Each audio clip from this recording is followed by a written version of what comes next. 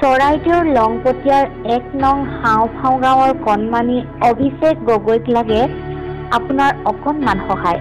পখিলাখেদাৰ বয়সতে এটাৰ পাছত এটা অস্ত্ৰোপচাৰৰ সন্মুখীন হৈছে কণমানি অভিষেক। এটা বছৰে কেৱল মাত্ৰ পানী খায়ে জীয়াই আছে অভিষেক। মুখলৈ নিব নোৱাৰে কোনো ধৰণৰ খাদ্যবস্তু। দৃশ্য দেখি হয়তো আপোনাৰো চকু সেমেকি উঠিব। ১৩ বছৰীয়া অভিষেকে টকাৰ অভাৱত এইদৰে বিচনাতে পৰি থাকিবলগীয়া হৈছে। মূৰৰ দুটাকৈ জটিল অস্ত্ৰোপচাৰ কৰাৰ পিছত এইবাৰ অভিষেকৰ খাদ্যনলীত দেখা দিছে ভয়ংকৰ ৰোগে। হায়দৰাবাদৰ AIG মেডিকেলত খাদ্যনলীৰ চিকিৎসা চলি আছিল অভিষেকৰ। চিকিৎসকে অতি শীঘ্ৰে খাদ্যনলীৰ অস্ত্ৰোপচাৰৰ পৰামৰ্শ দিয়াত এতিয়া সৰগ ভাগি পৰিছে দৰিদ্ৰ পৰিয়ালটোৰ। দিন হাজিৰা কৰা পিতৃ পুলিন গগৈ আৰু গৃহিণী শেৱালী গগৈৰ কনিষ্ঠ সন্তান অভিষেক ঘৰৰ সকলো সম্পত্তি বিক্ৰী কৰি নিজ সন্তানক সুস্থ কৰি তুলিবলৈ অপ্ৰাণ চেষ্টা কৰিও টকাৰ অভাৱত অভিষেকক বিনা চিকিৎসাই ঘূৰাই আনিব লগা হ'ল পিতৃ-মাতৃয়ে। স্থানীয় বিধায়কৰ সহায় বিচাৰি বহুবাৰ গ'ল দুৰ্ভগীয়া পিতৃ-মাতৃ। কোনো সুফল নাপায়। এইবাৰ অসমবাসীৰ ওপৰতে ভৰসা কৰি আহ্বান পিতৃ-মাতৃৰ। গাঁৱৰ ডেকাসকলে ঘৰে ঘৰে গৈ চিকিৎসাৰ বাবে যি পাৰে অৰ্থ সংগ্ৰহ কৰি চিকিৎসাৰ বাবে হায়দৰাবাদলৈ পঠিয়াইছিল অভিষেকক। কিন্তু সেয়া পৰ্যাপ্ত নহ'ল। এতিয়া অভিষেকৰ এই জটিল অস্ত্ৰোপচাৰৰ বাবে প্ৰয়োজন প্ৰায় ১২ লাখ টকাৰ। কিন্তু দিন হাজিৰা কৰা পিতৃৰ নাই সামৰ্থ্য। গতিকে আহ্বান অসমৰ মুখ্যমন্ত্ৰীৰ লগতে প্ৰতিটো দল সংগঠন হৃদয়বান লোকলৈ। পাৰিলে আমাক অলপ সহায় কৰক। কোনো হৃদয়বান লোকে কণমানিটোক আৰ্থিকভাৱে সহায় কৰিব বিচাৰিলে অভিষেকৰ পিতৃৰ ষ্টেট বেংক অফ ইণ্ডিয়াৰ account number 438986555966, IFSC code SBIN 0064813, যোগাযোগ number 6002120717। Bureau report time 60 Assam. প্ৰথমে মানে হয় পৰি পিনে দুখ পাইছিলে। তাৰপৰা মানে ব্ৰেইনত অপাৰেশ্যন দুবাৰ কৰা হ'ল। তাৰপৰা লাহে লাহে পাছত খাব নোৱাৰা হ'ল। এতিয়া কি কৈছে ডক্টৰে? এতিয়া মানে সেই অপাৰেশ্যন কৰিব লাগিব বুলি কৈছে। কিমান টকা প্ৰয়োজন? 12 লাখ 15 লাখ মান টকা কৈছে। এতিয়া আপোনালোকে যিহেতু হায়দৰাবাদলৈ লৈ গৈছিলে, পইচাৰ অভাৱতে আকৌ ঘূৰাই আনিলে? পইচাৰ অভাৱতে ঘূৰাই আনিলোঁ। মাটি বাৰী বিকি বহুত নিছিলোঁ।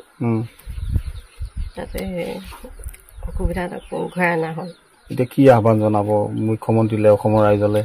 এতিয়া সেই সহায় পাওঁ দিয়া পইচা পাতি যোগাৰ হ'বৰ কাৰণে আহ্বান জনালোঁ।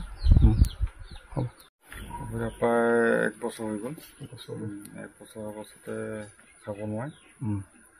তাৰপৰা আমি গুৱাহাটীলৈ নিলোঁ। গুৱাহাটীৰ পৰা অসমৰ বাহিৰলৈ নিব লগা হ'ল। অসমৰ বাহিৰলৈও নিলোঁ। তাত মানে অপাৰেশ্যন কৰিবলগীয়া হৈছিল। অপাৰেশ্যন প্ৰায় 12 লাখ 15 লাখ মান টকা খৰচ হ'ব। কি হৈছে বুলি কৈছে ডক্টৰে? ডক্টৰে মানে এইটো খাদ্যনলী মানে এইটো উঠাই দিব, ডাইৰেক্ট কৰি দিব মানে।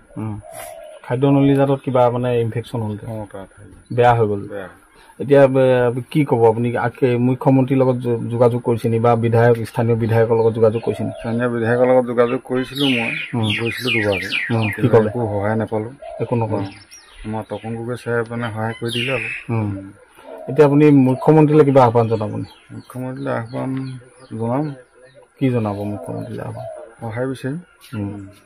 আৰু যিহেতু আপুনি অসমৰ ৰাইজলৈ সহায় বিচৰাৰ কথা কৈছে, অসমৰ চব ৰাইজৰ লগতে মই সহায় বিচাৰিছোঁ। ল'ৰাটো যাতে সুস্থ হওক। কিছুদিন ধৰি তেওঁ এটা খুব জটিল ৰোগত মানে আক্ৰান্ত হৈ আছে আৰু অসমত 2-3বাৰকৈ চিকিৎসা কৰাটো হ'লেই। GMCHত মানে চিকিৎসা মানে কৰা হ'ল। তাৰপিছতো ইয়াত মানে উন্নত চিকিৎসাৰ কাৰণে আমি বাহিৰলৈ পঠিয়াবলগীয়া হ'ল। হায়দৰাবাদত মানে চিকিৎসা কৰা হ'ল আৰু যিমানবিলাক তেওঁলোকে যা যোগাৰ কৰি মানে টকা পইচা আনিছিলে এইবিলাকতো প্ৰায় তাত শেষ হ'ল আৰু মানে অপাৰেশ্যনটোৱে থাকি আহিলে কৰিবলৈ। মাত্ৰ 2 মাহৰ কাৰণে ছুটী লৈ তেওঁলোকে আহিছে। গতিকে আমি ওচৰ চুবুৰীয়া হিচাপে আমি খুব মানে দুখ পাইছোঁ। ল'ৰাজন অতি সোনকালে সুস্থ হোৱাৰ ক্ষেত্ৰত বহুত মানে এটা অৰ্থ প্ৰয়োজন আছে। কিমান অৰ্থ লাগে? মিনিমাম মানে 12 পৰা 15 লাখ লাগে। হয়, গতিকে মই সকলো অসমৰ দল সংগঠন আৰু মাননীয় মুখ্যমন্ত্ৰী আৰু যিবিলাক মানৱ দৰদী যিবিলাক লোক আছে তেওঁলোকে অতি সোনকালে অলপ হ'লেও সহায় আগবঢ়ালে অন্ততঃ ল'ৰাটো মানে চিকিৎসাৰ পৰা বঞ্চিত নহ'ব বুলি ভাবিছোঁ। গতিকে সকলো অসমবাসী ৰাইজক আমি খুব দুখেৰে জনাইছোঁ এই মুহূৰ্তত। অন্ততঃ সকলোৱে অকণমান হ'লেও সহায় হাত আগবঢ়াই ল'ৰাজনক যাতে এই মানে যিটো অপাৰেশ্যন এই অপাৰেশ্যনটো যাতে সফল হ'বৰ কাৰণে মানে সহায়। কিমান দিনৰ ভিতৰত অপাৰেশ্যনটো কৰিব লাগিব বুলি কৈছে? মাত্ৰ 2 মাহৰ কাৰণে তেওঁলোকে চাইন কৰি আহিছে। এতিয়াতো ল'ৰাজনতো একো খাব নোৱাৰে, খাব নোৱাৰে। তেখেতৰ ডক্টৰৰ ৰিপৰ্ট মতে খাদ্য নলীডাল মানে চেপ খাই গ'ল। কি খায় সি? তেওঁ অকল পানী খাই জীয়াই আছে বুলি ক'ব লাগিব।